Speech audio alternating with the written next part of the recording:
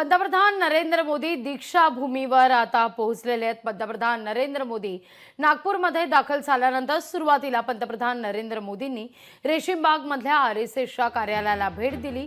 हेडगेवार यांच्या स्मृती स्मारकाला अभिवादन केलं आणि त्यानंतर आता पंतप्रधान नरेंद्र मोदी हे आता दीक्षाभूमीच्या दिशेने रवाना झालेले आहेत।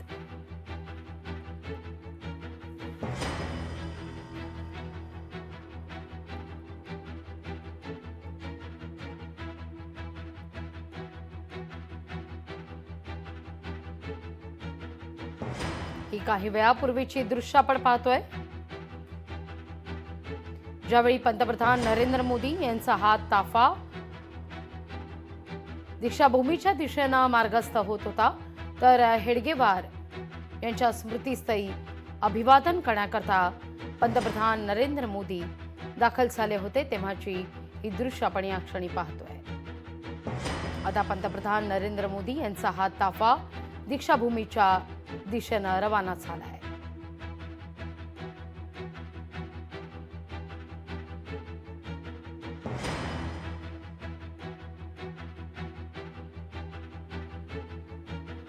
दीक्षाभूमी इथं दाखल होत पंतप्रधान नरेंद्र मोदी डॉक्टर बाबासाहेब आंबेडकर यांच्या स्मृतीस अभिवादन करून तिथून माधव नेत्रालयाच्या दिशेने निघतील। ताफा त्या ठिकाणी निघेल। ताफा ज्या ज्या ठिकाणावरून मार्गस्थ होणार आहे त्या ठिकाणी मात्र मोठ्या संख्येने नागपूरवासीय सध्या उपस्थित आहेत आणि मोदींचं या ठिकाणी जल्लोषात स्वागत करण्यात येत आहे।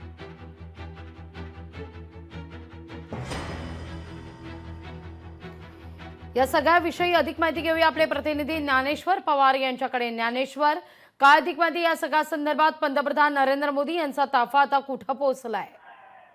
अगदीच आत्ताच रहाटे कॉलनीपासून नरेंद्र मोदी यांचा ताफा जो आहे तो दीक्षाभूमीकडे रवाना झाला आहे। अगदी दीक्षाभूमीला ताफा जो आहे तो पंतप्रधानांचा पोहोचलाय। आता डॉक्टर बाबासाहेब आंबेडकर यांच्या स्तूपामध्ये जे आहे ते त्यांच्या अस्थि कलशांना जे आहे ते पंतप्रधान नरेंद्र मोदीचे अभिवादन करतील। दीक्षाभूमी स्मारक समितीतर्फे जे आहे ते त्या ठिकाणी पंतप्रधान नरेंद्र मोदी यांचं स्वागत देखील केलं जाणार आहे आणि जवळपास 15 ते 20 मिनिटं जे आहे ते दीक्षाभूमीमध्ये जे आहे ते पंतप्रधान नरेंद्र मोदीजी या ठिकाणी राहतील। यापूर्वी जर आपण पाहायला गेलं तर 14 एप्रिल 2017 मध्ये पंतप्रधान असताना नरेंद्र मोदीजी यांनी दीक्षाभूमीला भेट दिली होती। मात्र त्यानंतर आता ही त्यांची दीक्षाभूमीला जी आहे ती दुसरी भेट आहे आणि स्मारक समितीतर्फे जे आहे ते या ठिकाणी पंतप्रधानांचं स्वागत देखील केलं जाणार आहे। आपण जर पाहायला गेलं तर पंतप्रधानांचा हा दौरा असल्याने दीक्षाभूमी परिसर असेल आणि दीक्षाभूमी असेल सगळी रंगरांगोटी आणि त्याचं सौंदर्यीकरणाचं काम जे आहे ते यापूर्वी या ठिकाणी करण्यात आलं होतं आणि आता पंतप्रधान जे आहे ते दीक्षाभूमीमध्ये दाखल झाले। नागपूर जे आहे ते संघभूमी आणि दीक्षाभूमी अशा दोन विचारधारेचं शहर म्हणून ओळखलं जातं आणि दोन्ही स्थळाला आज पंतप्रधानांनी जे आहे ते गुढीपाडव्याच्या मुहूर्तावरती आज भेट दिली आहे, त्यामुळे त्यांचा दौरा हा अतिशय महत्त्वाचा आहे। आणि दीक्षाभूमी या ठिकाणी बाबासाहेबांना अभिवादन केल्यानंतर जे आहे ते थेट जो मुख्य कार्यक्रम आहे माधव नेत्रालयाचा त्या ठिकाणी जे ते पंतप्रधान निघतील आणि त्या ठिकाणी त्यांच्या सभेला देखील ते त्या ठिकाणी संबोधित करतील। अगदी ज्ञानेश्वर, खरं तर आजचा दौरा सर्वार्थानं फार महत्वाचा आहे। 3-4 घडामोडी आहेत या दौऱ्याची पार्श्वभूमी आहे। या दौऱ्याच्या दृष्टिकोनातून 4 महत्वाचे मुद्दे फार महत्वाचे आहेत।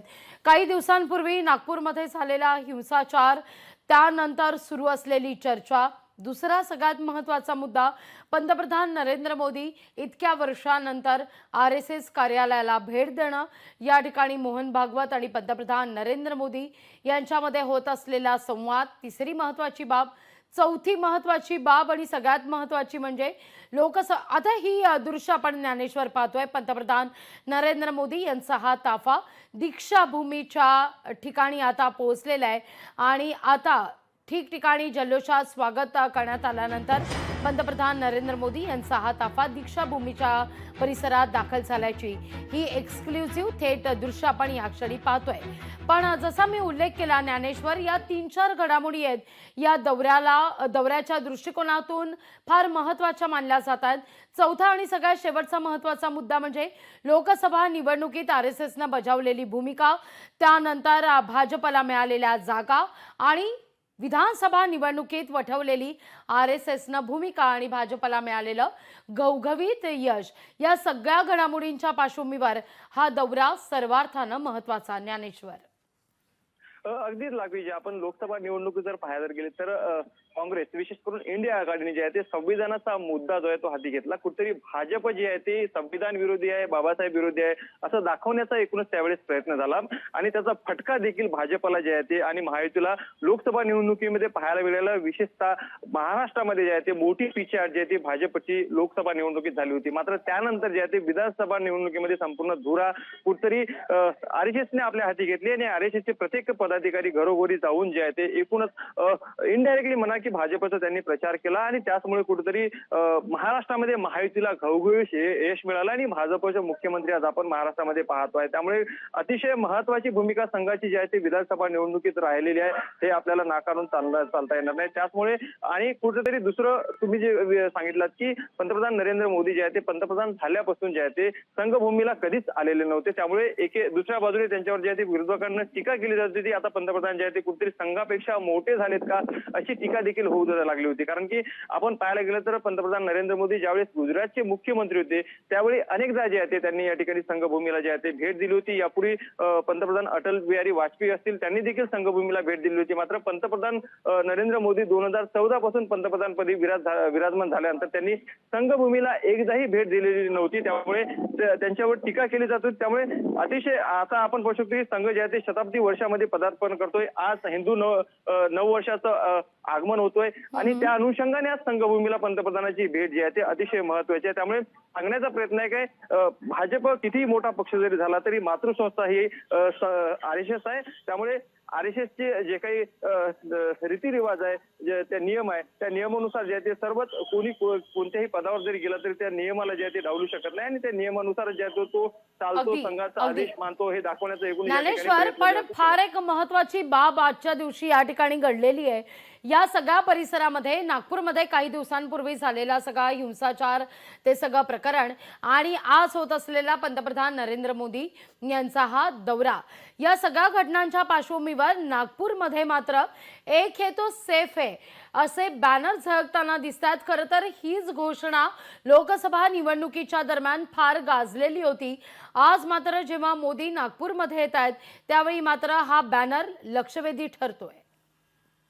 अगदीच विधानसभा निवडणुकीमध्ये पंतप्रधानांचा दौरा नागपूरमध्ये झाला त्यावेळी त्यांनी या ठिकाणी नागपूरमध्ये सभा पार पडली. त्यावेळेस एक आणि सेफेचा नारा जो आहे तो दिला गेला होता आणि आपण सांगितल्याप्रमाणे 17 मार्चला नागपूरमध्ये झालेला हिंसाचार जर पाहायला गेलं तर त्यावर जे आहे ते राज्याचे मुख्यमंत्री देवेंद्र फडणवीस यांनी कडक असा संदेश जे आहे ते हिंसाचार करणाऱ्यांना मातेपुरूंना जे आहे ते दिला होता की कोणी जर राज्यामध्ये किंवा नागपूरमध्ये अशांतता कोणी पसरवण्याचा जर प्रयत्न जर केला तर त्याला सोडणार नाही, कठोर अशी कारवाई त्याच्यावरती केली जाणार. आणि आपण जर पाहायला गेलं तर UP पॅटर्न जो आहे तो नागपूरमध्ये राबविला गेला. अनेक जे संशयित आरोपी होते त्यांच्या अनधिकृत बांधकामावरती जे आहे ते बुलडोजर देखील फिरवण्यात आलं आणि त्याच नंतर जे आहे त्या पंतप्रधानांचा हा दौरा त्या अनुषंगाने कुठतरी आशय जे आहे ते होल्डिंगवर लिहिण्यात आलेले आहे. मोदी हे तो मुमकिन आहे, एक हे तो सेफ आहे हे आशय जे आहे ते स्पष्टपणे सांगत आहेत की कोणी जर राज्यामध्ये अशांतता पसरवण्याचा जर प्रयत्न जर केला तर त्याला सोडलं जाणार नाही.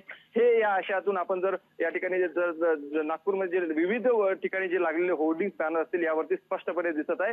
त्याचमुळे जे आहे ते पंतप्रधानांचा हिंसाचार झाल्यानंतर हा दौरा असल्याने मोठी कडेकोट सुरक्षा व्यवस्था चौबाजूने करण्यात आली आहे. काही विदर्भवादी नेत्यांनी जे आहे ते पंतप्रधानांना निवेदन देतील आणि काळे झेंडे दाखवतील असं जे आहे ते मेसेज दिला होता. त्यामुळे आज सकाळी 3:15 ते 4च्या दरम्यान जे आहे ते त्यांना जे आहे ते पोलिसांनी ताब्यात घेतलंय. त्यामुळे कोणताही अनुचित प्रकारे या ठिकाणी पंतप्रधानांच्या दौऱ्यादरम्यान घडून याची पुरेपूर काळजी जी आहे ते पोलिसांकडून घेण्यात आलेली आहे. 4000 पोलीस कर्मचारी अधिकारी जे आहे ते पंतप्रधानांच्या सुरक्षेसाठी जागोजागी तैनात जे आहे ते एकूणच केलेलं आहे. त्यामुळे नक्कीच हिंसाचारानंतर जे आहे ते पंतप्रधानांचा दौरा या ठिकाणी असल्याने हिंसाचार करणाऱ्यांना जे आहे ते एक हे जो सेफ आहे हा आशय बॅनरवरती दाखवून जे आहे ते एक हिंसाचार करण्याला संदेश देण्याचा प्रयत्न या ठिकाणी भाजपकडून करण्यात आला आहे. अगदी तगडा पोलीस बंदोबस्त या सगळ्या परिसरामध्ये ठेवण्यात आलेला आहे. ठिकठिकाणी बॅरिकेडिंग सुद्धा करण्यात आलेलं आहे.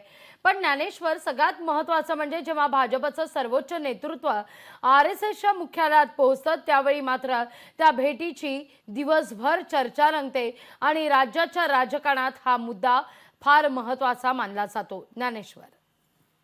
अगदीच आपण पाहायला गेलं तर 2014 पासून जेव्हापासून पंतप्रधान पदाची नरेंद्र मोदी यांनी धुरागे हाती घेतली होती, त्यानंतर कुठेतरी संघापासून पंतप्रधान नरेंद्र मोदी दूर गेले का अशी टीका विरोधकांकडून केली जात होती. मात्र आज जर आपण दृश्यांमध्ये पाहायला गेलं तर राष्ट्रीय स्वयंसेवक संघाचे सरसंघचालक मोहन भागवत आणि नरेंद्र मोदी हे दोघंही एकाच कॅमेऱ्यामध्ये टिपल्या गेलेले आहे आणि सोबतच संघाचं शताब्दी वर्ष आहे. त्यामुळे निश्चितच आजची ही जी नागपूरमधली 2 महत्वाची चित्र जी आहे ते कॅमेऱ्यांची टिपलेली आहेत ती अतिशय महत्वाची आहे आणि राज्याच्या राजकारणामध्ये निश्चितच याची चर्चा होणारच. कारण की पंतप्रधान नरेंद्र मोदी जे आहे ते आज संघभूमीला ते पोहोचले आणि त्यानंतर हेडगेवार स्मृतीस्थळास त्यांनी अभिवादन केलं. गोळवळकर गुरुजी असतील त्यांच्या स्मृतीस्थळाला त्यांनी जे आहे ते अभिवादन केलं आणि सोबत त्यांच्या सोबतीने जे आहे ते स्वतः मोहन भागवत होते आणि माधव निश्चित. त्यामुळे ही दृश्य हा संवाद फार महत्वाचा आहे.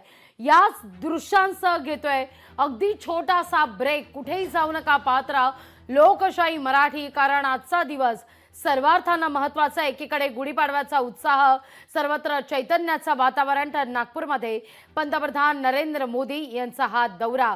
क्षणाक्षणाचा अपडेट तुमच्यापर्यंत पोहोचवत राहणार आहोत. घेतो अगदी छोटासा ब्रेक, लगेचच परत येतोय. लोकशाही मराठी ऐका, पहा, जागरूक रहा.